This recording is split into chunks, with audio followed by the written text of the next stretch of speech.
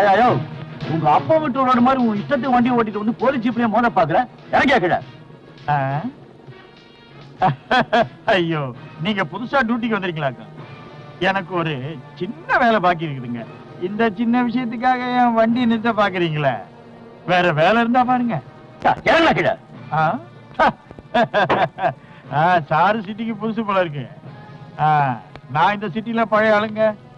மேலதிகாரிட்ட போய் கேட்டீங்கன்னா அவங்க இந்த கோவராசனை பத்தி நல்லா சொல்லுவாங்க. அதுலயும் அவங்களுக்கு நல்லா தெரியுமுங்க. கோவராசனும் அவன் வண்டியும் ராங் ரூட்ல தாங்க போகும்.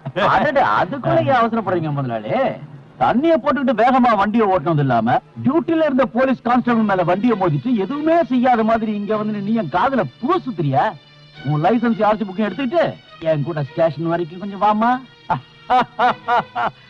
என்ன புடிச்சுக்கிட்டு போய் லாக்அப்ல போடுற தைரியம் இந்த மாநிலத்துல எவனுக்கும் கிடையாது. அப்படியே தைரியம் இருந்தாலும் அங்க ஜெயில் கதவை திறக்காதுங்க. 1.5 கோடி ரூபாய் கான்ட்ராக்ட் லேட்டா போனா கை நழுவி போயிடும். அதான் சின்ன தப்பு நடந்து போச்சுங்க. சாரி. நான் இந்த ஊர்ல கௌரவமான ஆளு. தயவு செஞ்சு என்ன அசிங்கப்படுத்தாதீங்க. இது உங்களுக்கு முன்னாடியே தெரிஞ்சிருக்கணும். எனக்கு தெரிஞ்சு எல்லாரும் தப்பு பண்ணக்கூடியவங்க தான். அதுக்குன்னு தப்பு பண்ணிட்டு ஓடி ஒளிய பார்த்தா தமிழ்நாட்டு போலீஸ்காரன் சும்மா விட மாட்டான்.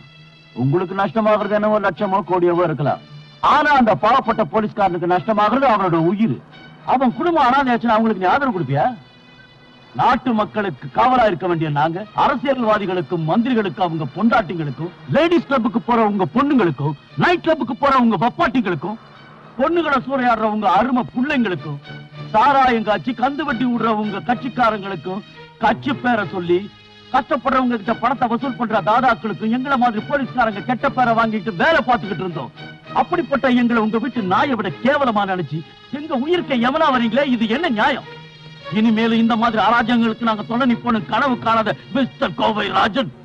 வண்டிய